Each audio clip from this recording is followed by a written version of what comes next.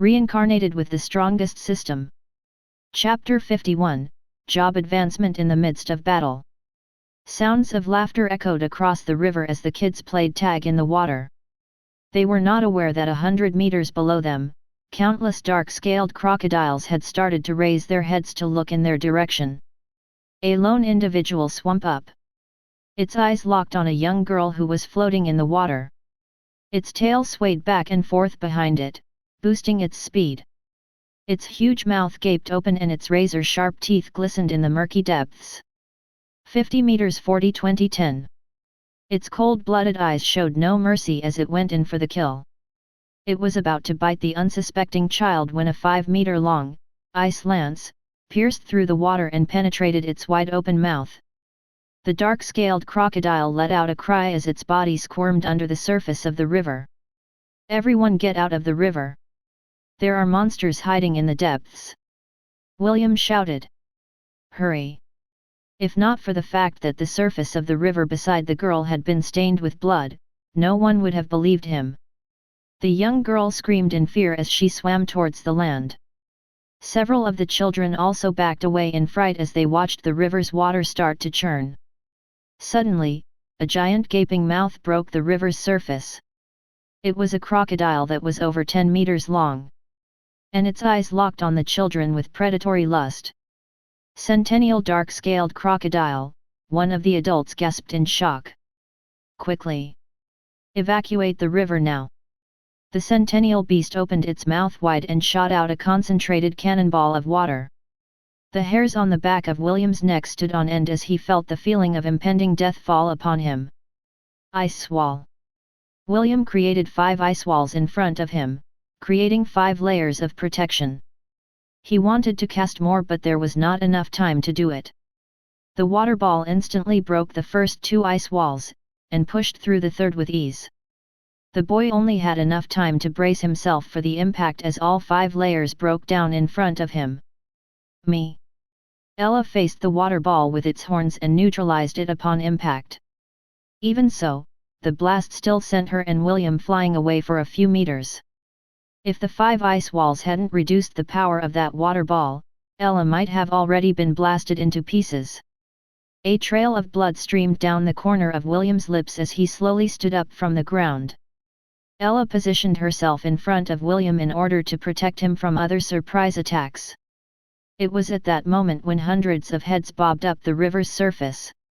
The young boy and the goat watched in horror when they saw that there were 10 centennial dark-scaled crocodiles in the horde of crocodiles. Theo, who rushed to check on William's condition, looked at the monsters in fright. "Fortunately, there is no millennial beast among them," Theo stuttered. "If there were, we would really be in big trouble." William's body stiffened when he heard Theo's comment.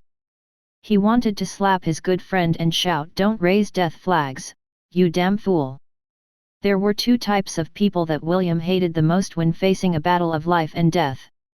They were crow-mouthed people, those who raised death flags, and pig teammates. Right now, William was looking at one of those people. Before William could even smack his friend's head for raising a death flag, another presence made itself known. A crocodile with a golden head that was at least 5 meters in length poked out of the water. Its blood-red eyes glanced in William's direction and the boy felt his legs weaken. "By the goddess! Millennial beast golden-scaled crocodile!" Barbados uttered in disbelief. He had heard the warning bells from the watchtower and knew that an emergency situation had taken place. James, Mordred, and some of the fighters inland had left the town in order to do a reconnaissance mission. Right now, there were only a few masters left inland and he was one of them. Damn it! Barbados ran towards the river as he held the hammer in his hand. He needed to buy time for the other defenders to arrive and ensure that none of the kids would die in this skirmish. "Theo, run!" William grabbed Theo's robe and dragged him away. "Take the kids back to the town." "What about you?" Theo asked. "Are you going to fight?" "There's no chance of winning. I'll only help to hold them off." William glanced at the crocodiles who were now making their way towards the land. "Enough talk. Go." William mounted Ella's back as the two of them charged towards the front lines. System, I need your help. What can I do for you today? For example, I advanced my Ice Mage to Ice Wizard. Is it still possible for me to open the other advanced job classes like the Elemental Lord, Battle Mage, Magic Swordsman, Arcane Ranger, and Cryo Lancer? Yes. You can change job classes as often as you like as long as you meet the necessary requirements. Good, William said with a serious expression. I want to advance to Ice Wizard. Can you make it happen? Certainly. Should I also allocate the experience points to the Ice Wizard job class instead of the Shepherd job class? Please do. Understood. Ding. You had successfully ascended to Ice Wizard. A wizard who had dedicated his life to learn the secrets of ice magic. Ice magic effectiveness increased by 30%. Host has learned skill, Glacial Wave. Glacial Wave. 10 mana points. Causes an explosion of ice around the user, pushing enemies around away and freezing them for a short period of time. William breathed heavily as he tried to calm his senses. Advancing to the next job wasn't part of his plan, but the situation called for it. Among all the job classes in his arsenal, only his Shepherd and Ice Mage job classes had sufficient levels to make a difference. A centennial dark-scaled crocodile fired a concentrated water ball in William's direction. The boy raised his hand and created 6 layers of ice wall to block the attack. Just like last time, all 6 ice walls shattered. However, the attack was completely mitigated this time around. When William had changed his job class to Ice Wizard, his ice magic received a boost in its effectiveness. Blue mist shrouded Ella and William as he cast ice armor on both of them. He also bestowed ice armors to Barbados and the 10 other adults who were keeping the crocodiles at bay. This is hopeless, Barbados grimaced as he sent a crocodile flying with his hammer. These bastards have high resistance to physical attacks. We need mages. Ice Spike. Glacial Lance. Cone of Cold. William's attack passed through the battlefield, freezing the crocodiles in its path. Although it was effective, it was only a drop in the bucket. The hundreds of crocodiles advanced without a care in the world. As for the leaders of the horde, the centennial and millennial beasts were very intelligent creatures. Seeing that there was only one mage in the battlefield, they decided to focus all their attention on William, while the low-tiered dark-scaled crocodiles attacked Barbados and the others. Chapter 52, A Chance to Turn the Tables Part 1. Ella didn't stop running and dodging. She didn't have the leisure to take it easy because the crocodiles were hell-bent on taking William out first. Even the millennial beast had shot high-powered water beams in their direction. Walls of ice surrounded the riverside as William did his best to capture their attention. Naturally, he didn't just defend. He also attacked as well. Gained EXP points, 600. Gained EXP points, 600. Gained EXP points, 600. Gained EXP points, 600. William was lucky that the crocodiles were still soaked with water. The ice magic froze them all and the adults shattered them to pieces. Although they were resistant to physical damage, it was very different when they were frozen. With a swing of his hammer, Barbados shattered all of these frozen crocodiles to pieces. Even though their numbers are less than 1,000, they are still a pain to kill, William thought as Ella narrowly avoided another high-speed water ball. My mana is almost exhausted. I alone can't turn the tide of battle. Most of his mana were used to cast Ice Wall in order to mitigate the tens of concentrated attacks that Ella couldn't evade. He already stopped casting offensive spells and focused on defending. His mana regeneration couldn't keep up with the high-intensity battle and he had almost been wrung dry. The millennial beast, golden-scaled crocodile, had already stepped on land. It raised its snout to roar and a crippling fear made William and Ella shudder. Host has been affected by Dragon's Fear. Host movement speed and reflexes had been decreased by 50%. FCK. William cursed. When did a crocodile become a dragon? What William didn't know was that dark-scaled crocodiles were descendants of lower dragons. Although the dragon blood inside their body was very thin, those who reached the ranks of a millennial beast would be able to awaken the ancient blood that was dormant inside their bodies. A golden-scaled crocodile at the millennial beast stage could evolve into a flood dragon. Ella struggled as she barely dodged a water ball that passed their side by mere inches. "Mama Ella, let's retreat," William ordered. "We can't hold on any longer. Staying here would only bring us death." Ella agreed with William, so she immediately ran towards the town of Lant. They had already done their best. The adults were also slowly retreating. Barbados was blasted off the ground when he blocked the attack of the golden-scaled crocodile that was aimed at William's back. "Mr. Barbados!" William shouted as he steered Ella to assist the fallen blacksmith. "I'm fine," Barbados roared. "Don't come near me or both of us will become sitting ducks." William gritted his teeth as Ella stopped in her tracks. They could only watch as Barbados gingerly stood up from the ground while holding the hammer with shaking hands. "Don't worry," Barbados said with a serious expression. "The only time I'll die in this situation is when that golden-scaled crocodile decides to fight me at close range. Its weak long-range attack is not enough to make me kick the bucket." "Mr. Barbados, is there any hope to win?" William asked. "If this goes on, Lant will be overrun." Barbados didn't answer him right away. The number of mages inside Lant could be counted with 2 hands. Half of those mages were currently with James, while the other half were probably on their way. "If Celine were here, there might be a way," Barbados answered. "However, it seems that she is not aware that we are currently under attack." "Master!" William was genuinely shocked by Barbados' revelation.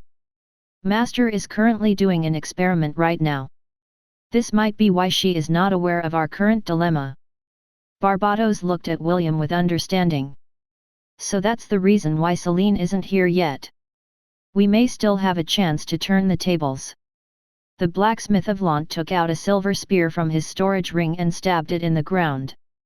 "Iron Fortress!" Barbados shouted. Immediately, a 10-meter-tall wall filled with sharp spikes extended in front of him. It surrounded the west gate of Lant and became a protective barrier. "This barrier will not hold on for long," Barbados explained. "William, please, drag Celine from her laboratory. Tell her it's an emergency that concerns the life and death of Lant. Please, hurry." William nodded his head and urged his mama Ella to run as fast as she could. Their destination was the house of the dark sorceress on the outskirts of Lant. It took William 5 minutes to arrive at the house. He immediately dismounted and knocked on the door repeatedly to announce his arrival. "Master! Master! It's William!" William shouted. "It's an emergency. We need your help. Master! Please! Help us!" "What's with all the shouting?" an irritated voice replied. "I'm almost done with my experiment. Come back after an hour." "Master, an hour from now, Lant will already be in ruins." William screamed as he continued to knock on the door. "We need your help now. A horde of dark-scaled crocodiles are attacking Lant. It is led by a golden-scaled crocodile that can use dragon's fear." No reply came, but William didn't stop knocking on the door. He kept on hawking and yelling, while pounding the door with his fists. The door abruptly opened and a disgruntled Celine appeared in front of William. Her hair was in disarray, and dark stains could be seen in her dress. Clearly, she wasn't joking when she said that she was still doing her experiment. "If I find out that you are lying, I'm going to castrate you," Celine said with a smile, but her eyes were screaming murder. William nodded his head like a hen pecking rice. "If I'm joking, Master can make me her slave for a year. I won't resist even if you use me in your experiments." "That is the least you can do for interrupting my experiment," Celine snorted. "So, what's the current situation?" "Master, it's..." Before William could even start his explanation, a strong explosion reached their ears. It was followed by a strong shockwave that pushed William towards the wall of Celine's house. Celine's hair danced as her sight locked on several giant serpent heads in the distance, that were conjured by water magic. "It seems that you are not joking," Celine said with a serious expression. The dark sorceress transformed into a dark beam of light and flew towards the sky where the serpent heads were located. William did his best to stand up despite the shaking of his legs. "Me. Thank you, Mama." William leaned on Ella's body as she helped him mount her back.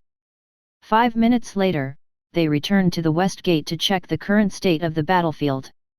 Chapter 53, A Chance to Turn the Tables Part 2. The iron fortress that Barbatos summoned was shaking constantly. It was currently resisting the combined attacks of all the crocodiles and the serpent heads that were made from water magic. When Celine arrived at the battlefield, the first thing she did was fire berserk spells at the centennial dark-scaled crocodiles who were conjuring the water serpents. After their host lost their focus, the giant serpents slithering in the air collapsed into a rain shower. Celine hovered in the air as she gazed at the dark-scaled crocodiles with annoyance. Surprisingly, she was not alone. Floating beside her was Owen, who was also sizing up the crocodile army with a frown. "Can you handle it?" Owen asked. "I can easily kill all the crocodiles except the big boss," Celine replied. "However, if I wipe out its entire clan, it might enter a berserk state. Even if all of us joined hands, it will be quite difficult to deal with it." Millennial beasts like the golden-scaled crocodiles were one of the hardest creatures to kill because of their absurdly strong resistances to magic and physical attacks. "I see," Owen replied with understanding. "So we just scare them away, right?" "Yes," Celine answered. "Back me up, I'm going to start." "All right. Leave the support to me. I'm counting on you, old man." Celine summoned her grimoire and her face became extremely serious. Her lips moved as she chanted a powerful spell that would turn the tide of battle in their favor. Dark clouds hovered above the town of Lant as Celine released the bindings on her powers. Her eyes glowed a bright purple color as her voice echoed in the surroundings. "Glorious darkness, my redeemer, I need you now in my time of need. Guide my hand so I might conquer your foes. Punish the fools who have forgotten your name, and doom them all to eternal darkness." Darkness breaker. Thousands of dark beams descended from the heavens as they crisscrossed against the dark-scaled tide. Even the golden-scaled crocodile wasn't spared from the attack, but it received very minimal damage. Black wisps started to emit from the eyes of the crocodiles as they stopped their attacks on the iron fortress. What Celine used was a spell similar to Mass Blind with higher efficiency. The golden-scaled crocodile stared at her in ridicule because it was unaffected by Celine's attack. "The bastard has no intention of backing down," Celine frowned. "Old man, prepare for the worst-case scenario." Owen sighed and nodded his head. He knew that Celine had decided to massacre the entire crocodile horde in order to show the golden-scaled crocodile that they weren't pushovers. "You forced me to do this, you overgrown lizard," Celine clenched her fist. "Because of you, I had to stop my experiment. I was only half a step away from succeeding, and you dared to get in my way. 2 years of preparation were lost and it was all because of you. I will not forgive you." "Oh, dear," she snapped. Barbatos grimaced as he looked at the crazed woman hovering in the sky. "William, for your own sake, don't anger your master. She's the crazy kind of crazy." "See, crazy kind of crazy." William gulped. "How crazy is that?" "The worst kind," Barbatos replied in a heartbeat. "She's like a Yandere, only 12 times worse." "Hi-yog." William's legs trembled. This time, he was genuinely scared. If not for the fact that he was mounted on Ella's back, he might have already collapsed to the ground in fright. "Revered father, the one who sits on the throne of darkness, your humble servant requires your aid. Lead me by my hand so I might vanquish my demons," Celine chanted. "I plead this of you with open arms, O eternal guardian. Favor me with your illustrious might." Garden of Darkness. Thousands of little red orbs floated above Celine. They were very similar to William's seed of darkness that he had shown to Celine and Owen a few days ago. With a wave of her hand, these seeds embedded themselves in the crocodiles who were currently suffering from blindness. Half a minute later, all the crocodiles started to toss and turn. Some of them even started their notorious death rolls that were known to shred their prey in the water. The golden-scaled crocodile felt that something was amiss, but it couldn't do anything at this point in time. The only thing it could do was to roar at Celine in anger. "Roar as much as you like, you arrogant lizard." Celine was indifferent to her enemy's anger. "Even the materials of your entire clan is not enough to compensate half of the precious ingredients I lost in my experiment." As if waiting for Celine's venomous words, one of the crocodiles suddenly stopped moving. Suddenly, a red flower that was 2 meters tall sprouted out of its back accompanied by a blood shower. The flower glowed eerily as it sucked up all the blood of its host. A few seconds later, the crocodile stopped moving. What remained of it was only a husk deprived of all of its blood. The crocodiles roared in unison as they all felt their impending death. Hundreds of blood flowers bloomed as the dark-scaled crocodiles died in the hundreds. Seeing its clan dying in front of it, the golden-scaled crocodile body started to glow. It opened its mouth as a ball of energy slowly expanded in front of it. "It's going to use dragon breath," Owen exclaimed. "What are our chances of survival?" Celine asked. 10, no, maybe 5%, Owen's face was as dark as the bottom of a kettle. "If we don't stop it, even if we survive its attack, half of Lant will be destroyed." Celine looked at the monster in front of her fearlessly. Since the chance of survival was slim, she decided to also take a gamble. "Owen, make sure to catch me if I fall." "Hey? What do you mean?" Celine didn't bother to explain and began chanting. The language she used was a very ancient one. A language that only a few within the continent were able to understand. Even Owen, who was learning many languages, didn't know the language Celine was using. Lirawasneal area and Tyriral Ryath, Mariath, Talendon, Talaranial. Ararasnal Trilinbrides, Maranial, Ararilbres, Iloan, Thriasral Real Rhinalal, Tril Oran, Morel Allen. Nialinbranil Arinaz, Merlnian. Celine's index finger glowed in a bloody hue after her chant ended. She then pointed at the golden-scaled crocodile and sneered. "Finger of death." A loud clap reverberated in the air as a streak of red lightning shot out from Celine's finger. The lightning squarely landed on the golden-scaled crocodile's forehead, creating sizzling sounds. Celine coughed up a mouthful of blood as she lost the power to levitate in the air. Owen hurriedly caught her and landed on the ground beside Barbados and William. Did we win?" William asked. "Did Master succeed?" It was the question that was on everyone's mind, but no one dared to ask. No one knew the answer to his question.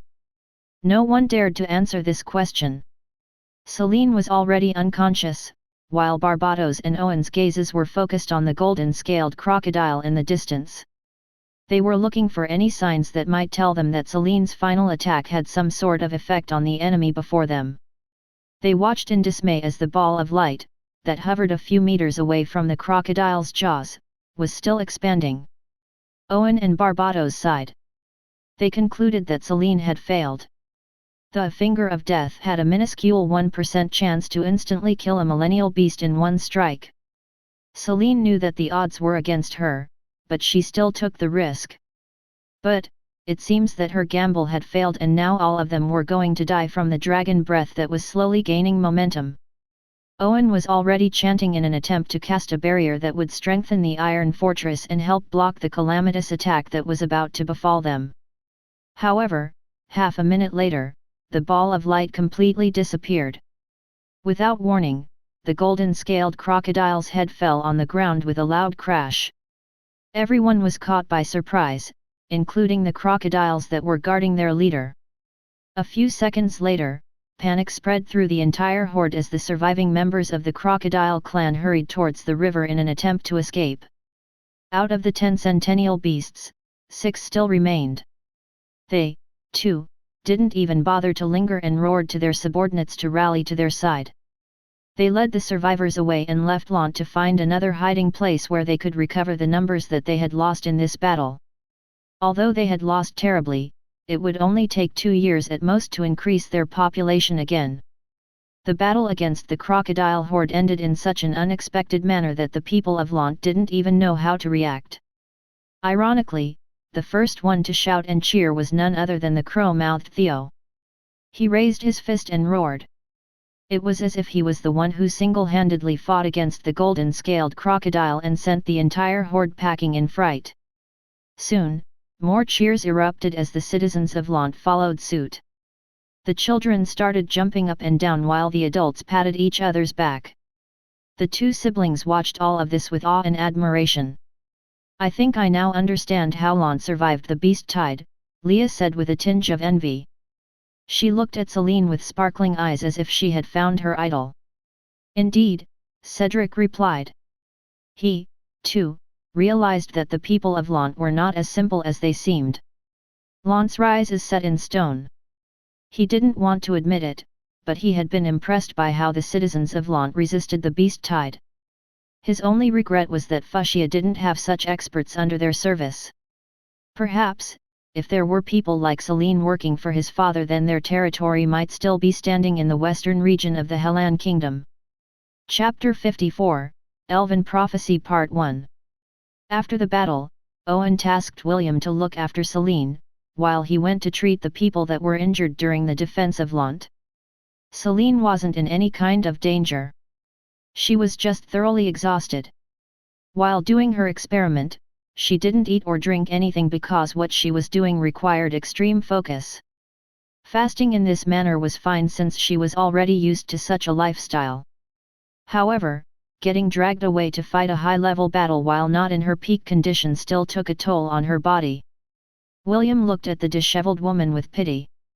Her skin was pale, her hair in disarray, and her face looked very haggard. Even so, she was still beautiful.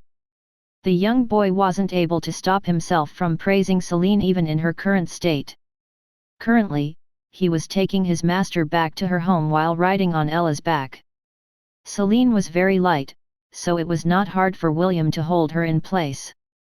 It didn't take long for them to reach her home on the outskirts of Lant.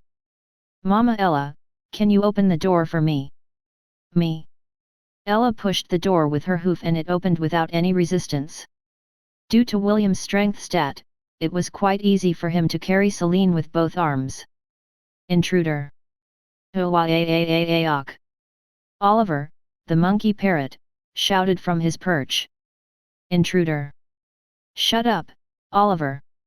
William replied in annoyance. "Master is sleeping, don't be noisy." Oliver looked down on William with contempt. It was a bit irritated because the boy dragged away his mistress during an important experiment. The parrot monkey then looked at Celine, then back at William before clicking its tongue. "Taking advantage of the mistress while she's unconscious. Brat, don't you have any shame? Eh? You can talk properly." William's eyes widened in surprise. "Of course I can talk. I'm not a little monkey, like you," Oliver replied with irritation. "Take the mistress to the second floor. Make sure not to do anything indecent, or else I'll bite you to death." "I'm just a 10-year-old kid, how can I possibly do something indecent?" "A 10-year-old?" The parrot monkey scoffed. "Kid, other people may not know, but I know that your soul doesn't belong in this world." What are you talking about?" William stuttered. The parrot monkey eyed the boy before it lifted its claw and pointed at the stairs. "Let's talk after you properly tucked in the mistress. I, also, have a lot of questions for you." William looked anxiously at the parrot monkey before heading towards the stairs. His mind was in disarray and several questions appeared inside his head. 10 minutes later, he was sitting at the dining table on the first floor. He didn't know how the parrot was able to prepare some tea. But, everything was already laid out on the table when he returned from his task of taking his master to her bedroom. Oliver seemed to be in a good mood, and the snarkiness from before had completely disappeared. "Have some tea first," Oliver said as he stood at the center of the table. "It's very rare for us to have guests, so I didn't have time to bake a cake. However, we still have cookies. I hope that they are to your liking." William obediently took a sip of the tea, but he passed on the cookie. He was more curious about how the parrot monkey knew about his identity. Ella stood beside William's chair. She was also curious about what the parrot monkey wanted to discuss with her baby. The goat didn't care about William's past or identity. The only thing she knew was that she had raised William since he was a baby. Even so, her curiosity got the best of her, so she decided to stay and listen. William stared at the parrot monkey with a complicated expression. Part of him wanted to roast the monkey so that his secret would be kept. The other half wanted to bury Oliver deep in the ground, so that his secret would remain. Oliver felt William's murderous gaze and decided to take the initiative to talk. "Don't look at me like that," Oliver narrowed his eyes. "I mean you no harm. I was just surprised that someone like you was born in this world." "What do you mean, someone like me?" William asked. "What do you know about me?" The parrot monkey grinned as it picked up a cup of tea and took a sip to quench its thirst. "I don't know much. All I know is that your soul doesn't belong to this world. However, you can't be considered an otherworlder since you were born naturally. That only means that this world had accepted you as one of its own, which is a very rare occurrence." "What do you mean a very rare occurrence?" William inquired. "Also, otherworlders? Are you talking about transmigrators?" "Transmigrators? You mean those souls who cross space and time and possess the body of dead or dying people?" Oliver asked back. "Well, there are a few of those cases. My mistress' grandfather was one of those transmigrators you are referring to." "Wait, hold on." William looked at Oliver with a serious expression. "There are transmigrators in this world. What's so surprising about it?" Oliver tilted his head. "This world is very vast. The possibility certainly exists. Although, their number would not exceed the number of fingers on one hand. The gods wouldn't allow more than 5 individuals in every era. You talked about otherworlders, what are they?" "Simply put, they are people from another world." "You thought I was one of them?" "At first, yes." Oliver nodded his head. "But, since you were born naturally, then you are not counted as such." "Then how did you know?" William asked the most important question of all. "Do you have the power to look at a person's soul?" Oliver chuckled. Since his head was that of a monkey, the chuckle sounded irritating in William's ears. "Right now you are a 10-year-old, but the soul that I'm seeing using my ability is older. If I have to make a bold guess, you are in your late teens or early 20s, but not more than that." This is bad, William thought. If there are other people with this ability, then I'm in deep trouble. "What you're thinking will not come to pass, so you can relax," Oliver assured him. "My ability is unique and it was something that was given to me by my creator, Lord Darwin. I am fairly confident that only I have the ability to see through the soul of a person in this world." William sighed in relief as he heard Oliver's explanation. Although he still didn't know what kind of ability it possessed, he would like to believe that it was telling the truth. Seeing that the young boy had finally calmed down, Oliver decided to tell him the real reason why he wanted to talk to him. "William, I have a favor to ask. I'll listen to it first. Whether I can do it or not will depend on my mood." "TCH. You're like your grandpa. Always haggling for benefits." Oliver shook his head helplessly before saying his request. "You don't have to do this request right away because the current you is still too weak and too young to go to that place," Oliver explained. "All I ask is that you do your best, because the mistress' life is at stake." William frowned. "What do you mean master's life is at stake?" Oliver sighed as he lowered his head and looked at the table. "Once upon a time, on the continent of Silver Moon, there was a family of elves that went by the name Rayleigh. Chapter 55, Elven Prophecy Part 2. The Rayleigh family specialized in elven prophecy. Oliver continued his explanation. They had helped the elven race overcome great calamities and were treated with respect by the entire race. One day, the patriarch of the Rayleigh family had a revelation in his dreams. What kind of revelation? William inquired. I'm not telling you. Oliver snorted. Then what is the point of explaining if you're just going to leave me hanging? Because you're still too weak, too dumb, and too stupid to understand. Why you? Are you picking a fight with me? No. I'm here to ask you a favor. This is not the right way to ask for a favor. William scoffed. You're just being annoying. Oliver pretended that he didn't hear William's outburst and tapped the table with his claws. When you grow older, you are destined, you might be forced by circumstance to go to the central continent. William eyed the parrot monkey in contempt, but he didn't say anything and listened to his explanation. You will find my mistress' twin sister. Her name is Lady Celeste. Twin sister? Master has a twin sister. Are you deaf? Didn't I just say that you will find my mistress' twin sister earlier? Oliver glared. Now stop asking questions and just listen. Would it kill you to just give me a straightforward answer, you monkey? William glared back. I'm not a monkey.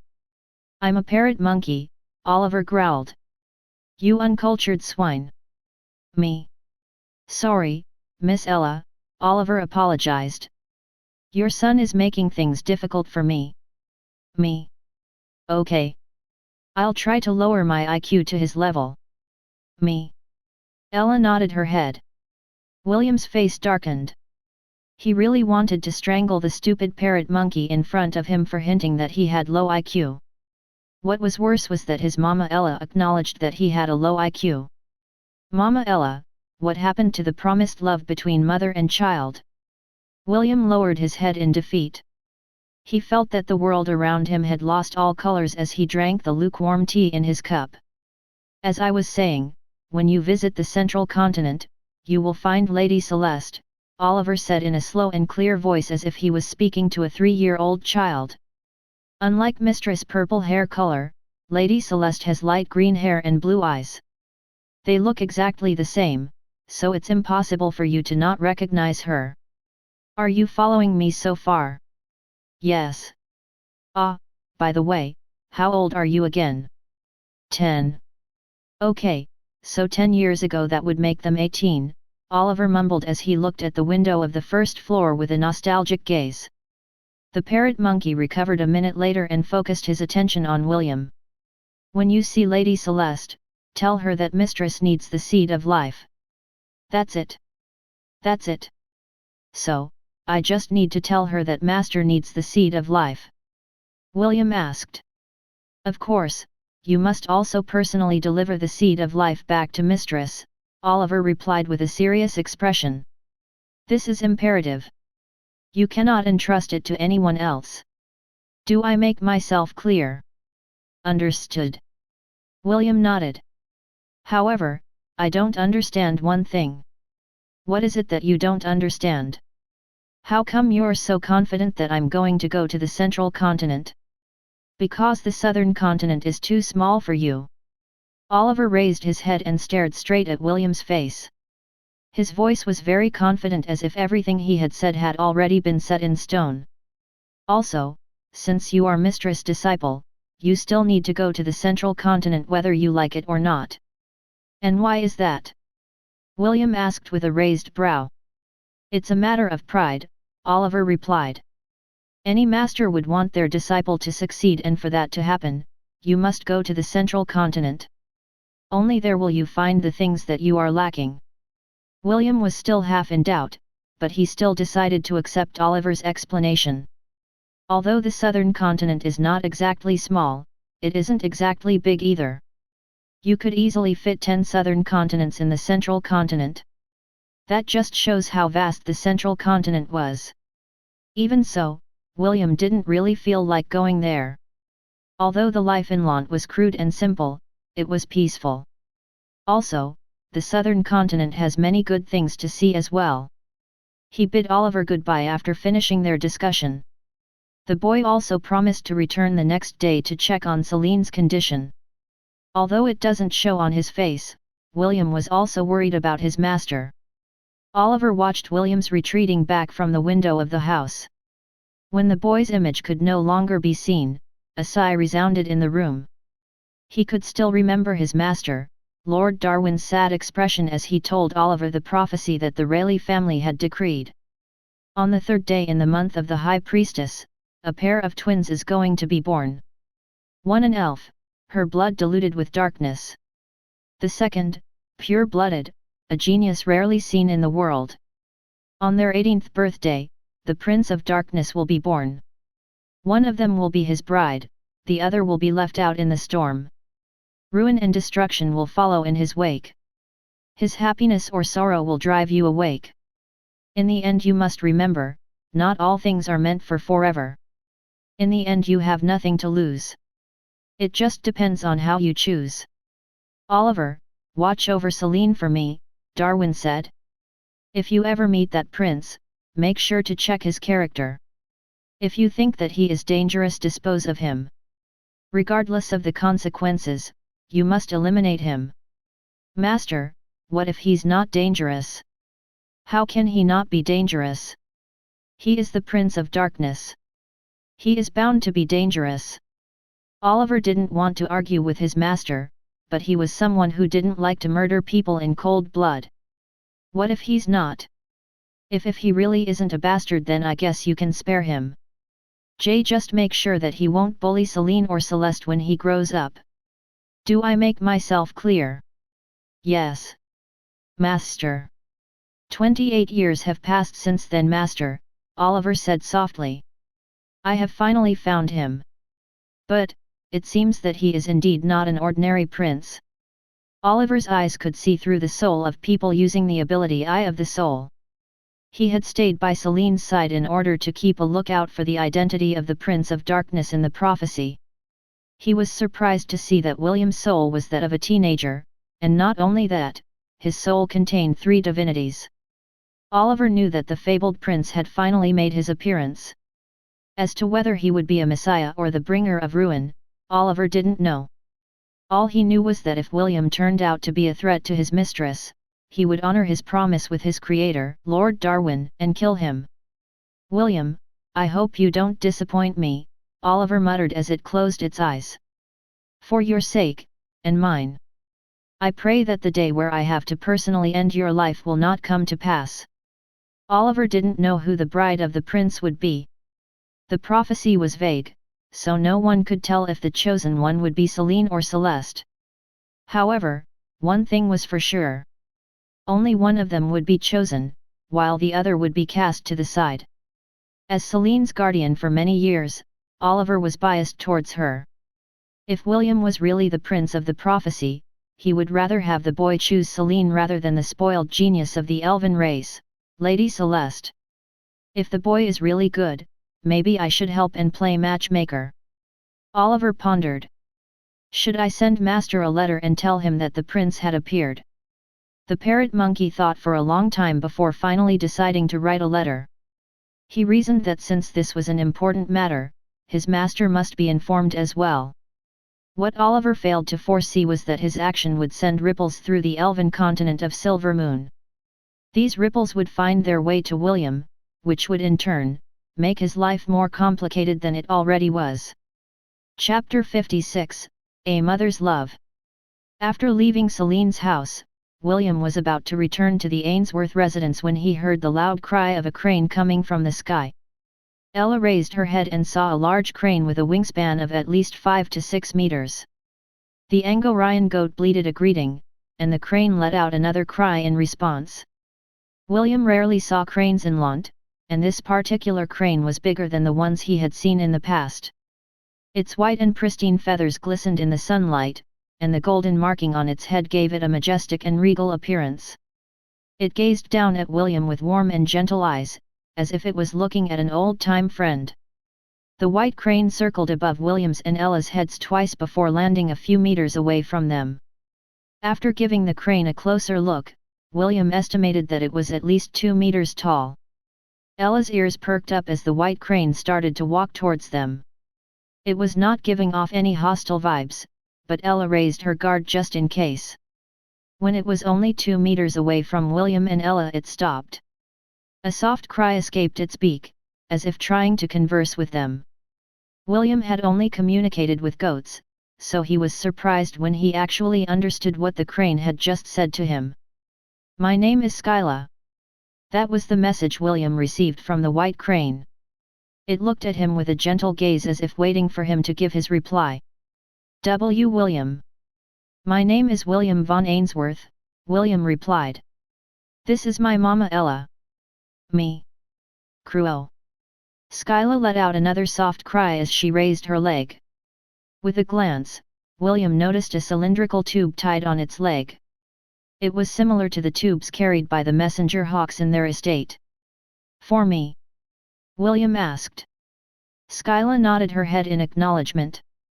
William dismounted Ella's back and slowly approached the white crane. Skyla didn't move and simply waited for William to untie the object she was carrying. "Can I open it?" "Crew." Ella walked close to William as she tried to take a peek. William's body stiffened when he read the first few sentences of the letter that seemed to be really addressed to him. "To my beloved son, William. I greet you from the holy city of Neetfethel. I do not know where to begin, because no matter what I say, it will not be enough to tell you how much I love and miss you, my son. However, know that not a single day has passed when I, Arwen Enarian Ainsworth, didn't think of you. If possible, I didn't want to let you go, but circumstances forced me to make that choice. I know that you may not believe me, but it was one of the hardest decisions that I have made in my life. I pray that you will find it in your heart to forgive me for not being able to stay by your side for these past few years. Words are not enough to tell you how much I've wanted to hold you in my arms, and kiss you, before you close your eyes to sleep." William paused in reading the letter, because his vision started to blur. Although the handwriting was beautiful, he could see the dried-up tear stains that had merged with the ink of the letter. His heart ached for the sadness of the mother that he hadn't seen since he was born in this world. Only after he wiped away the tears in his eyes, did he continue to read the rest of the message that his mother wanted to impart to him. The white crane, Skyla, looked at William silently from the side. She could feel Arwen's bloodline flowing through William's body. It was the bloodline of a high elf that had the power to communicate with beasts at a deeper level. Although it was diluted, it still allowed William to communicate with Ella, and the members of his herd. When she saw William's tears, the white crane remembered her master, Arwen, crying as she wrote the letter that she had delivered. Both of them are crybabies. This was the thought that appeared in Skyla's head as she continued to observe Arwen's only child, William. "Again, I would like to ask for your forgiveness because it took me 10 years to write a letter to you. I was afraid that you would not be old enough to understand my words, so I delayed sending my letters for a few years. However, after seeing the smiles of the children here in Neetfethel, I wasn't able to hold back my feelings and decided to put them on paper. I want to know everything about you. The food you like to eat, your hobbies, the environment you grew up in, and whether your father's family is taking good care of you. Please, tell me everything. Even if it's just about the weather or the things you ate for breakfast. From this moment onwards, I will write to you at regular intervals. Since the Silver Moon continent is quite far from the southern continent, I could only send you 2 letters every month. I am very thankful that Skyla had taken it upon herself to deliver my letter to you. She's my spirit beast and I trust her completely. Also, she told me that she would like you to address her as Big Sister Skyla. It seems that she has the intention of treating you as her little brother. I hope you don't mind it. I would like to write more, but I'm afraid that I won't be able to stop myself from pouring out all my frustrations in this letter. I don't want to do that. Again, I pray that you will give me a letter in reply. Know that I will treasure your handwritten letters like a family heirloom. I will patiently wait for your reply. Forever loving you. Arwen E. Narian Ainsworth. William breathed heavily as he finished reading the letter. His heart ached inside his chest as he organized his jumbled thoughts. This was the first time that his birth mother had reached out to him, and it caught him by surprise. If someone were to ask him if he hated his mother, Arwen, the answer would be a big no. Although he didn't know the circumstances, his grandpa had told him that his mother was carrying a heavy responsibility. Her decision to send William to Lant was to ensure his safety. William's feelings for Arwen were neither hot nor cold. Right now, Arwen was a stranger to him. Although she was the one that gave birth to him, he hadn't seen or interacted with her for these past 10 years. However, the moment he read his mother's letter, the feelings that had been dormant in his heart suddenly burst forth. The sweetness, the bitterness, and the ache, all melded together and gave William a taste on what it was like to connect to someone that was miles away from Lant. He carefully folded the letter and placed it inside his ring of conquest. William planned to read it again later after he had calmed down. The white crane looked at him and let out a soft cry. It released William from his daze and made him realize that he was supposed to write a reply letter to his mother. Be big sister, Skyla. Crew. What is my mother like? Can you tell me more about her? Skyla looked at William with a soft gaze. Her eyes were saying, this is going to take a while, so why don't we find a place to talk instead of standing here? William looked at his surroundings and gave an awkward cough. The two of them were standing near the road and it was not an appropriate place to have a lengthy talk about his mother. Let's go to the residence. I will also ask my Aunt Helen to prepare food for you. Crew. William, Ella, and Skyla rested in the garden. The white crane started her tale, and William gave her his undivided attention. The crane spoke of the Silver Moon continent, the holy city of Neetfethel, and the Enarian family. Skyla was a good storyteller. She didn't mention Arwen's hardships, and only talked about the fun and amusing things about her. Little by little, William started to weave a picture of his mother inside his head. A beautiful elf, with long blonde hair, and light green eyes that would melt the hearts of any man who gazed upon her. Skyla also had a mischievous side on her. She told William stories about his mother like an auntie on the street that liked to gossip. William chuckled from time to time as he pictured his noble mother being buried by stacks of papers. Ella, too, listened with a serious expression. She was very curious about the birth mother of her baby. When Skyla finished her tale, the sun was already about to set. William thanked her profusely for telling him about his mother. He then busied himself in writing a reply letter that Skyla would be carrying back to the Silver Moon continent. After writing his letter, William pestered James for a storage ring that he could use to store the gifts that he planned to give to his mother. James agreed to his request and even opened the storehouse in order to add some special products from Lant. William wanted to give Arwen a special gift that belonged to him, but he couldn't think of any. In the end, he decided to give her the cloak that was made from the pelt of the thunder-horned wolf that he had personally slain in battle. Helen had stitched William's name on the cloak, and the boy thought that it was a suitable gift for his mother. He placed the storage ring inside the cylindrical tube, along with his letter. William personally tied the tube on Skyla's leg and ensured that it was firmly held in place. Before taking off, Skyla nuzzled the side of William's face as if remembering his scent. With a soft cry to say her goodbye, she flew towards the moonlit sky bound for the Silver Moon continent. William watched her go as he placed a hand over his chest. He made an oath that someday in the future, he would personally go to the holy city of Neetfethel and reunite with his mother. Whether their reunion would be filled with happiness or tears, only time would tell. Chapter 57, Reaping Benefits Amidst the Chaos. 5 hours after Skyla left the skies of Lant, William and the goats gathered inside the goat shed to plan their strategy in exploring the dungeon. He knew that the time would come when he would reunite with his mother, but until then, he would have to focus on getting stronger.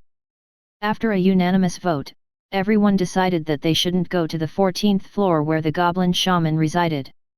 There were a couple of reasons for this, but it was mostly due to the trauma that William and the goats had experienced during their last battle. Also, William's Dark Mage job class was still level 0.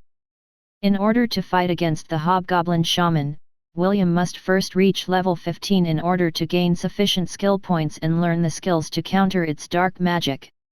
For that to happen, they decided to just focus on gaining experience on floors 11 to 13. William, Ella, and the goats approved of this plan. After making their last-minute preparations, they once again returned to the Goblin Crypt. Goblin Crypt Floor 11. EXP gain 220. EXP gain 220. EXP gain 220. EXP gain 220. William and the goats started to sweep the entire floor hunting for hobgoblins as experience points. The subclass that was currently equipped was Dark Mage, while the supporting spell that William chose from the Ice Mage job class was Mana Regeneration. Due to the system, William was able to choose one skill that he could use even though he had switched his job class. The system allowed William to equip one skill per job class as long as the requirement was met. What was the requirement for the support skills to work? The job class must be at max level. Since William had the Ice Mage at max, he was able to choose one spell from the Ice Mage job class and place it in the support magic slot. This was the magic that William could freely use regardless of what kind of job class he was currently using. It was one of the perks of having the blessing of the God of all trades, and William was very satisfied with this feature.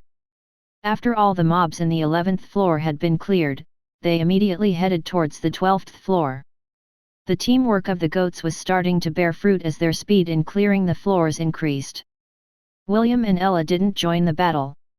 They just stayed in the rear and watched as the Angorian goats developed their battle sense. Battle sense was a skill that could not be taught. It was something that could only be learned through first-hand experience. The Angorian goats had good temperaments, so it wasn't easy for them to become warriors at the get-go. William and Ella had spent years in the Goblin Crypt before they developed their own battle style. If they hadn't encountered the Hobgoblin Shaman on the 14th floor, William was sure that they would have already cleared the 14th floor long ago. Remember, don't let your guard down, William reminded the goats. Even though there isn't a single monster that can threaten you on this floor, you mustn't be too overconfident. Always work as a team to achieve victory. Me.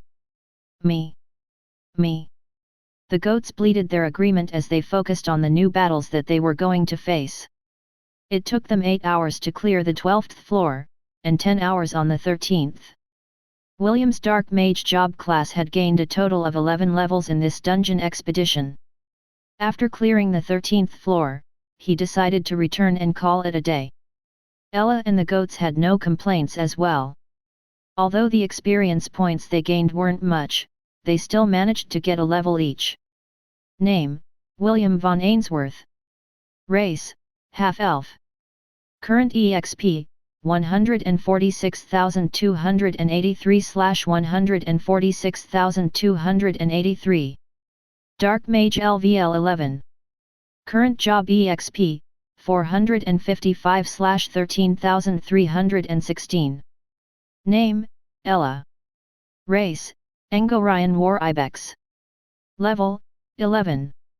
Strength, 51. Agility, 108.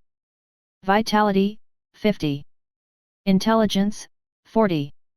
Dexterity, 30. Current EXP, 21,894/26,632. Race, Angorian Goat. Level, 21. Strength, 10. Agility, 28. Vitality, 10.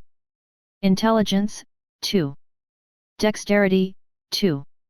Current EXP, 7,033/42,508. Tomorrow, we will be able to reach our target level. William yawned as he embraced his Mama Ella to sleep. Good night, Mama. Me.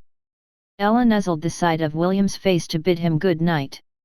The goat shed remained still, and only the sound of William's, and the goat's, deep breathing as they slept echoed within its walls.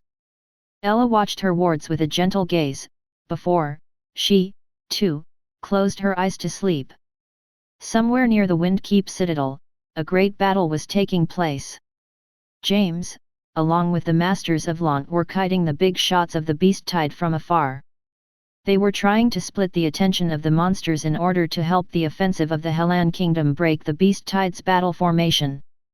A/N, kiting is a term mostly used in games when you attack the enemies from a safe distance so they can't attack you back. Those bastards must be so annoyed right now, James chuckled as he watched John, Blitz, and the Sentinel of Launt, Trent, harass the ranks of the monster army from the air. Sentinel was one of the job advancements of the sniper class. In order to change to this job profession, an important requirement had to be met, and that was to single-handedly slay an adult dragon. Basically, sentinels were dragon slayers, and every faction in the continent wanted one to join their ranks. In the southern continent, there were only 2 dragon slayers. One was Trent, and the other one was serving in a different kingdom.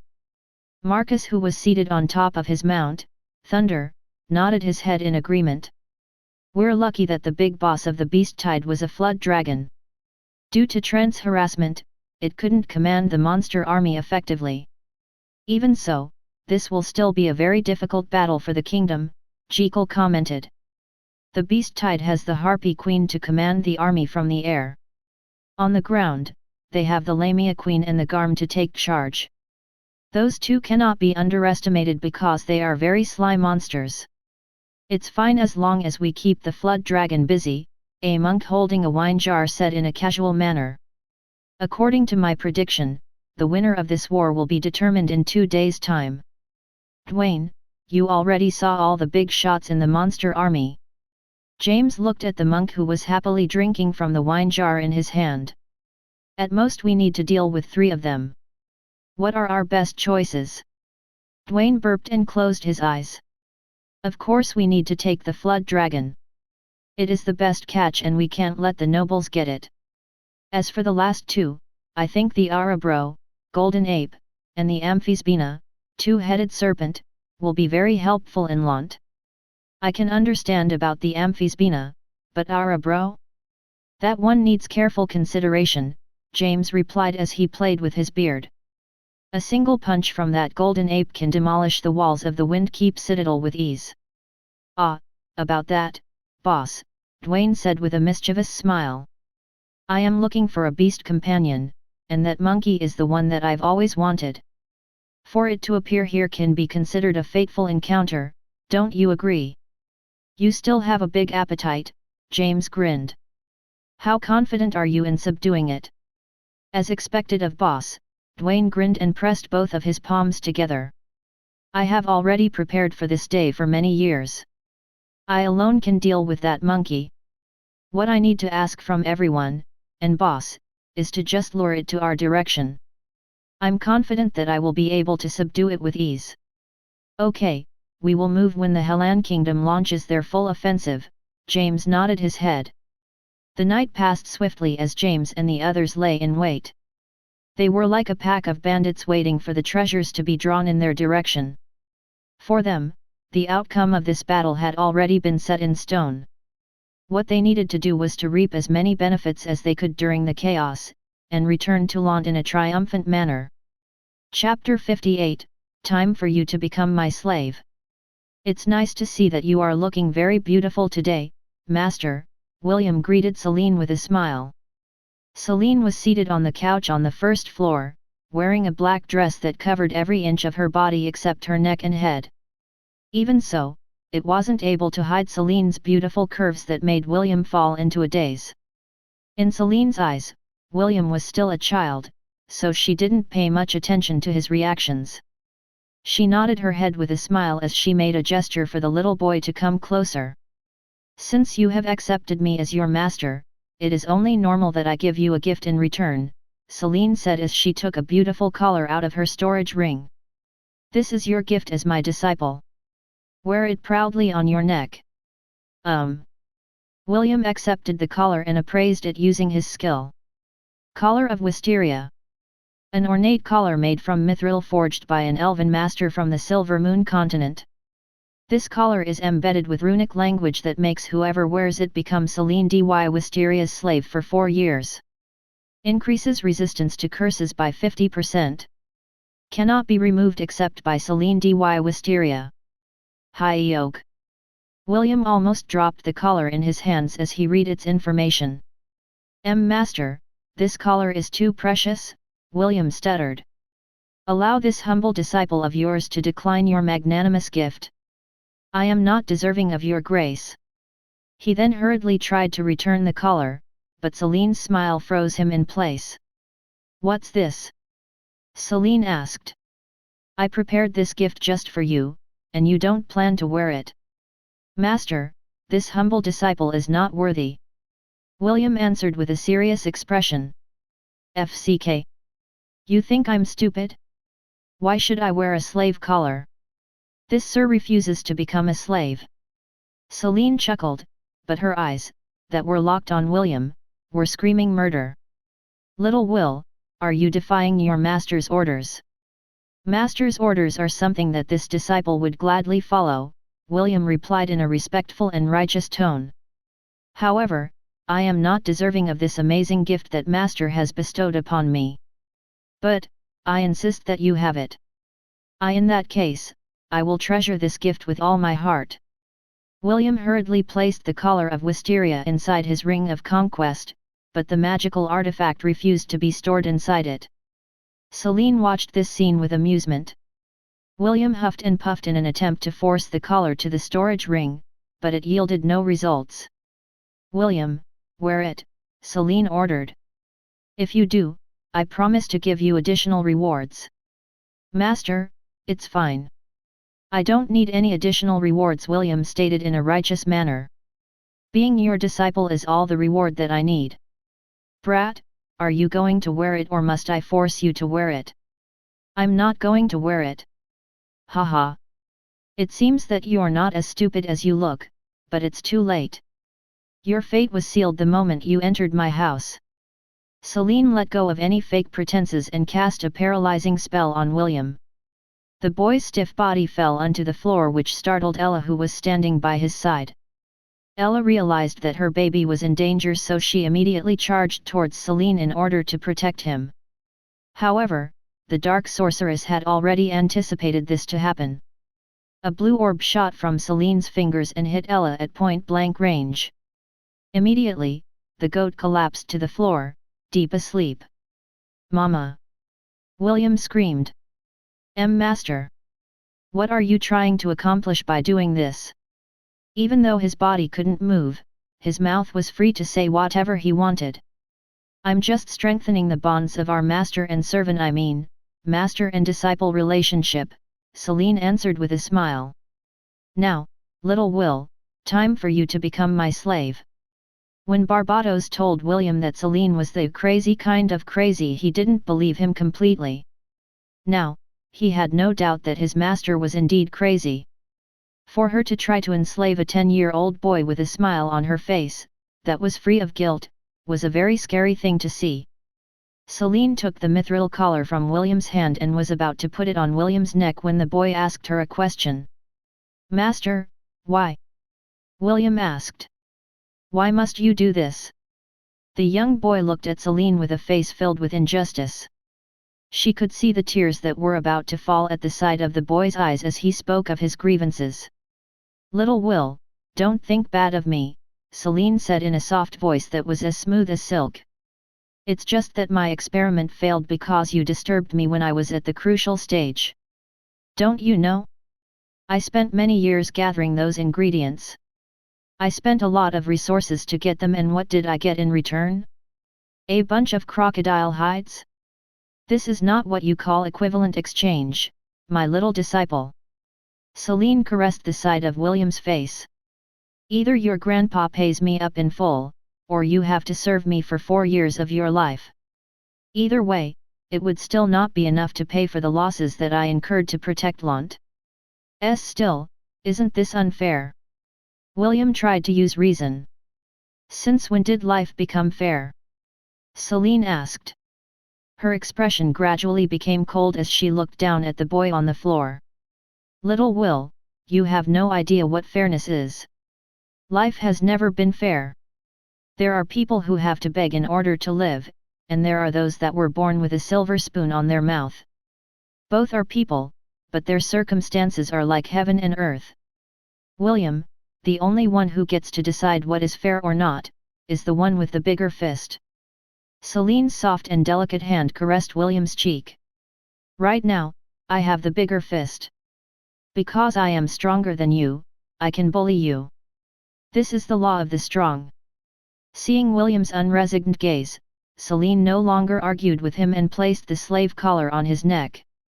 A resounding click echoed inside the room as the mithril collar glowed on William's neck. Warning! Host is being enslaved. Opening System's defensive measures. Warning! System's current rank is insufficient to override the enslavement process. Enslavement process completed. Host is now a slave of Celine dy Wisteria. Enslavement duration, 4 years. William felt his consciousness blur as his gaze clouded over. He could feel his strength leaving his body. He tried to raise his head to look at the beautiful woman who was looking down on him, but his vision was already blurry. Sleep, a soft and almost musical order reached his ears. When you wake up, your apprenticeship will officially begin. When William closed his eyes and fell asleep, Celine patted his head gently. The cold and arrogant expression she had a few minutes ago were now gone. Instead, she had a sad look on her face as she looked at her one and only disciple. I'm sorry, William, Celine said inside her heart. It's fine if you hate me. But this is the baptism that all dark mages has to go through. It doesn't matter how much you resent me. I will take it all. This is my duty as your master. Oliver, the parrot monkey, eyed William from his perch and sighed internally. His mistress might act crazy at times, but he knew deep inside that she was a very kind and caring person. The loyal guardian knew that Celine was doing this for William's own good, but this was something that he couldn't tell the boy. Oliver decided to observe for now. The only problem was William's family. The parrot monkey was sure that the Ainsworth family would definitely be enraged by Celine's arbitrary action. Chapter 59, Enjoy your first taste of suffering. When William opened his eyes, he found himself in an unfamiliar place. Where am I? William frowned. Although the place was dark, his night vision activated and it helped him scan his surroundings. With a glance, his intuition told him that he should be somewhere underground. When he tried to move his body, he was surprised to discover that his arms and feet were bound by metallic chains. He tried to free himself from the bindings, but his current strength was not enough to break free. Me. A familiar sound reached his ears and William hurriedly looked to his right. Mama, are you all right? Me. Ella's feet and neck were held by chains, making it impossible for her to break free. Ella was stronger than William, so if she wasn't able to break her bindings, it would be more impossible for him to do so. Finally, you're awake, Celine's voice reverberated in the room and William could hear the tinge of amusement in them. Don't bother to free yourself from those bindings. Those chains were made from adamantium and runic languages were set in place so that you couldn't use magic. Master, I don't care if you imprison me, but please, let Mama Ella go. William pleaded. You can do anything you want with me, but don't hurt her. Me. Ella bleated in disapproval. She wouldn't leave William no matter what, even if Celine freed her from her shackles. How touching, Celine replied. This is the first time I've seen a human know, a half-elf calls a goat his mother. As for your request? Sorry, I have no intention of freeing the two of you. As your master, it is necessary for me to educate you properly. Oliver, I'll leave little Will's basic training to you. The parrot monkey appeared inside the room from who knows where. It then hovered in the air and gave William and Ella a sinister grin. Good day, Oliver, will be your trainer for today, Oliver said. Your first training is gaining resistance to curses. Without further ado, enjoy your first taste of suffering. Confuse Ray. Oliver shouted, and 2 beams of red light shot out from its eyes. The beam hit William's body and the boy's expression immediately slackened. A few seconds later, he screamed and struggled within his bindings. The Confuse Ray was one of the skills of a dark magician that could make its target enter a berserk state. William was currently in a berserk state as he growled and shouted like a crazy person who had lost his mind. Me! Ella screamed in anger when she saw William's current state. Her baby was in a deranged state of mind and bruises were starting to appear on his skin as he tried to break free from the metallic chains that bound him. Don't worry, you will also suffer the same fate, Oliver commented. Confuse Ray. Ella wasn't spared and a red beam of light hit her, dead center. Me. Ella's berserk state was more wild compared to William. Ella rattled her chains without caring whether she bled or not. She tossed, turned, kicked, and screamed as she transformed into an Angorian war ibex. Oliver and Celine watched all of this with indifference. As dark magicians, there was a time when they, too, were subjected to harsh training. Oliver, continue to use Confuse Ray on them once they snap out of their daze. You already know how to gauge their limit, right? Yes, mistress. Good. Celine nodded her head. I'll leave the first phase of their training to you. Call me when it's over. By your will, my lady, Oliver bowed his head in acknowledgement. That day, William had entered the berserk state more than 50 times. He collapsed on his bindings with his saliva dripping at the side of his lips. Ella, too, was in a similar state, if not worse. Their wrists and ankles were bleeding due to their excessive movement, but the pain was not enough to bring them out of their unconscious state. Owen entered the room with a sigh. He checked William's and Ella's current condition before healing the injuries in their body. He fed them a special potion that was filled with nutrients. With this potion, they did not need to eat for 3 days, for it was potent enough to supply their body with the necessary sustenance they needed to survive. It was a potion made from the heart, liver, and blood of the golden-scaled crocodile. Owen had already been briefed by Celine of the training regimen that she had prepared for William. His task was to heal the injuries they would sustain from the training, and ensure that they would not die from hunger and starvation. The training for dark magicians is too harsh, compared to life magicians, Owen sighed as he finished his task. I just hoped that Celine wouldn't break the boy with her training. A week passed by in a blur, and finally a group of people made their way towards the town of Lant. We're finally back, James said as he breathed in the air of his territory. Home sweet home. James was currently seated on the left shoulder of the Arabro, Golden Ape, and admiring the town of Lant from its vantage point. I'll inform the others of our arrival, John declared. His beast companion, Blitz, let out a shriek as it flew ahead of the group. I'll go as well, Marcus said as he urged Thunder to increase its speed. James, along with the 8 people that were left behind, took their time to arrive in Lant. When the giant golden ape appeared outside of town, everyone went into an uproar. The mighty beast looked so imposing that everyone looked at it with awe and admiration. Dwayne, who succeeded in taming it as his beast companion, grinned with pride. Among the millennial beast, the golden ape was considered to be in the middle of the SS-class spirit tier because of its well-rounded battle prowess.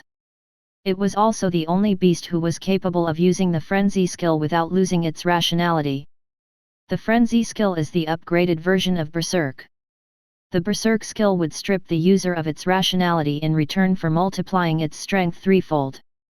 Similar to Berserk, the frenzy skill, on the other hand, would increase the beast's strength 5-fold. Arabro was the only spirit beast in existence that was immune to the effect of the frenzy state, which made it a lean, mean killing machine on steroids. Few monsters would be able to face it and survive its beating with an intact body. This was why Dwayne begged everyone to help him secure it when the all-out battle was taking place. James and the rest went back to their own lodgings to rest after arriving in Lant. The battle that they had experienced was quite intense, but the rewards were worth it. The old man was in a good mood and he walked towards the Ainsworth residence while humming a tune. Mordred followed him to the battlefield because he was worried that his father might get carried away if no one restrained him.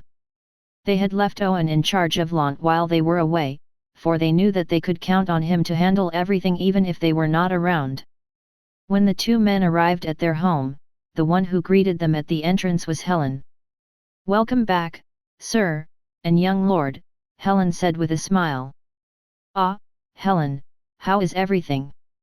James asked. "Is my stupid grandson doing well?" "Little Will hasn't returned home for a week," Helen said with a worried expression. "He's currently staying at Celine's house. When I went there to check on him, the only one I saw was Celine." She explained that Little Will was undergoing training at the moment and couldn't be disturbed by anyone. "Oh? Training, is it?" James smiled. "Wait, why is Celine training William?" "Ah, didn't you know about it, sir?" Helen tilted her head in confusion. "I thought sir was aware that Celine had taken William as her disciple." James played with his beard as he gazed at his son, Mordred. "Is it true that William hadn't been home for a week?" Mordred frowned. "Yes," Helen replied. "Young lord, to tell you the truth, I'm worried about him." James chuckled and patted Helen's shoulder. "All right, I'll check up on William for a while. Make sure to cook my favorite dishes for lunch." "I'm starving, Helen." "Understood." Helen smiled. "I'll prepare a feast for Sir's triumphant return. I'll look forward to it." James winked. He then made his way towards the south where Celine's house was located. Chapter 60, A Man Must Learn How to Pay His Debts. "Celine, what's the meaning of this?" James roared when he saw the mithril collar on William's neck. "How dare you enslave my grandson?" When James arrived at Celine's house, the first thing he saw was William sweeping the porch with a resigned expression. For a man of his caliber, it was very easy for him to identify that the collar on William's neck was a slave collar. He barged inside the house carrying his grandson in his arms with a livid face as he called out to the master of the house. "Celine, come out. If you don't, I'll tear your house into pieces." James threatened. "HMP, I'd like to see you try to do anything to my house, old man," Celine replied as she made her way down from the stairs. James glared at the beautiful woman and pointed at William's neck. "What's the meaning of this?" "Young lady, if you don't give me a proper explanation, I will have no choice but to punish you for bullying my grandson." "A proper explanation?" Celine smirked. "Very well, here is your proper explanation." Celine walked towards James and shoved a scroll in his face. James grumpily took the scroll from Celine's hand and read its contents. 1 dragon heart, 3 horns of the great unicorn, a spirit core of a fighting jinn, 6 scales of Kunpeng, 1 tooth of Daotite. James' eyes widened as he continued to read the rest of the contents that were written on the scroll. "These are ingredients?" James asked. "Yes." Celine answered. "Those are the ingredients that I lost while conducting my experiment. Do you know, old man? I was only a step away from succeeding when your grandson hawed, and begged me to save Launt." "Save Launt?" James frowned. "Did something happen while I was away?" The corner of Celine's lips curled up to a sneer. "Little Will, tell your grandpa about the incident that happened while he was off to gain some profits." William sighed because he was duty-bound by the slave collar to speak the truth. He narrated the story to his grandpa and told him everything about the attack of the black-scaled crocodiles during his absence. James' face went from red to green when he learned that Launt had almost been wiped off the map because of his negligence. If not for Celine's intervention, he and his comrades would have returned to a place of ruins. "Old man, if you can reimburse me with my losses, I'll remove the collar from William's neck," Celine said with a sweet smile. "Cough up, and give me the goods and we can all pretend that this thing never happened." James gave an awkward cough as he patted William's shoulder. "William, remember, a man must learn how to pay his debts. Grandpa, why don't you pay my debts in my stead? Silly boy, how can you ask your grandpa to do hard labor? Don't you know that I'm suffering from arthritis? Blsht. I didn't see you suffering from arthritis when you fought against the wolf tide. You were as hale and hearty as a teenager. Ungrateful grandson. James grabbed William's clothes and lifted him up with a hand. Have you forgotten that I was the one who fed you milk when you were still a baby? What load of crap are you spouting, old man? William roared. The one who gave me milk when I was a baby was Mama Ella. You fool! The one who raised your Mama Ella was me. Since she's the one who fed you milk, that is equivalent to me giving you milk. Ungrateful grandson. Stupid old man, if you've got guts, fight me for 200 rounds. You're asking for it, boy. The stupid grandfather and grandson wrestled each other like two monkeys. Even Oliver, the parrot monkey, had to admit that the two were really related to each other. 5 minutes later, the two fools panted as they glared at each other. James then reluctantly tore away his gaze and looked at Celine. How many years will he be your slave? 4 years. Of course, if you can pay me ahead of time, then I can free him anytime. Just 4 years? James questioned. Yes. Only 4 years. Celine nodded. James stood up and fixed his clothes. Okay, we have a deal. Excuse me. William pounded his grandpa's stomach. How about my say in this matter? James grabbed William and took him outside the house to talk. When the old man deemed that no one would be able to hear their conversation, he gave William a serious gaze. Listen here, William. I understand that this may be hard for you right now, but bear with it, James said with a serious expression. Your master, Celine, had saved Lant. You might not realize it, but she had indeed suffered great losses when she went to battle the golden-scaled crocodile and his minions. Is it really that bad? William asked. Look at this list. James sighed as he gave the scroll to William. Everything written here is a treasure. When we joined the kingdom to fight against the beast horde, we managed to defeat the flood dragon. One of the materials on that list is dragon's heart. Although we have the heart in our possession, it doesn't belong to me alone. It was the reward that the group decided to give Trent for his help in slaying the flood dragon at a crucial time. Everything listed there is an SS class ingredient. It means that you have to hunt Centennial, Millennial, and Myriad beasts to acquire them. William pouted as he looked at the scroll in his hand. There were over 25 ingredients listed on the scroll. If what his grandpa told him was true, then it meant that getting them all in a short period of time was impossible. Tell me, William, does Celine mistreat you? James inquired. Ever since you became her slave? Does she do things to you?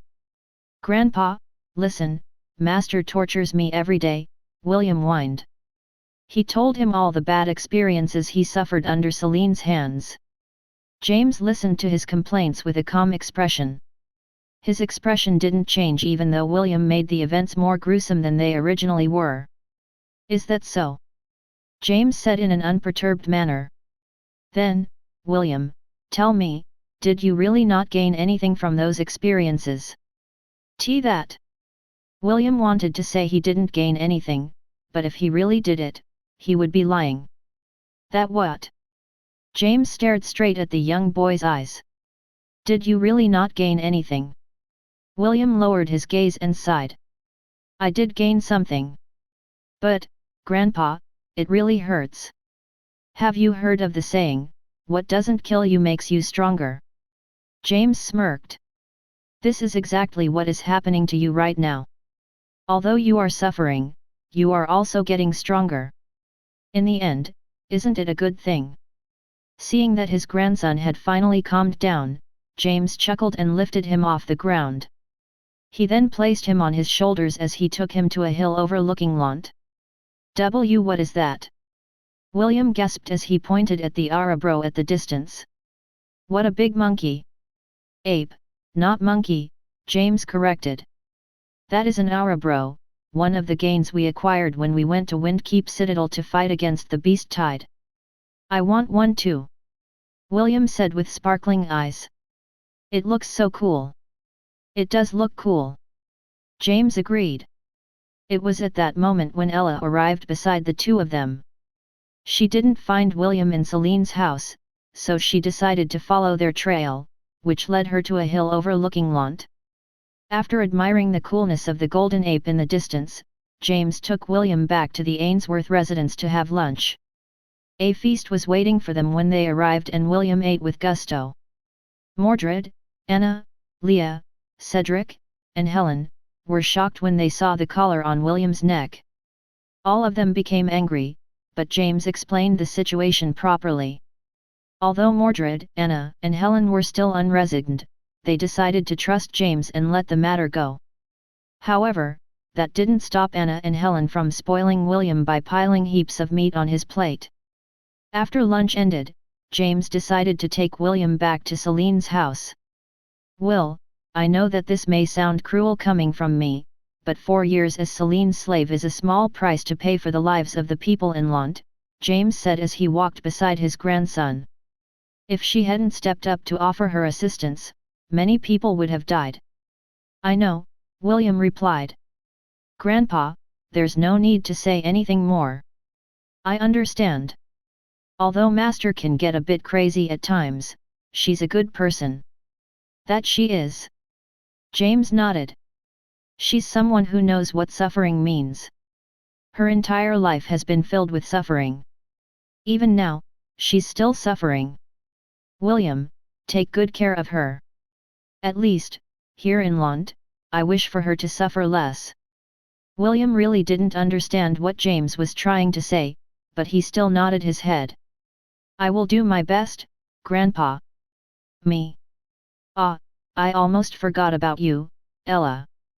Be sure to look after William like you always do. Me. William would be lying if he said that he didn't resented Celine. How could he not? However, aside from the training, his master didn't order him to do anything unreasonable. He could only sigh in his heart and tell himself that his enslavement will end after he turned 14. Since that was the case, he would just focus on his training and increase his resistance against dark magic. Oliver would often give him snarky remarks that a dark mage who was affected by curses from the same field had no right to call themselves dark mages. After giving it some thought, William felt that he had a point. If he could be immune to curses, it could be used as a trump card in the future when he fought against dark mages of the same rank.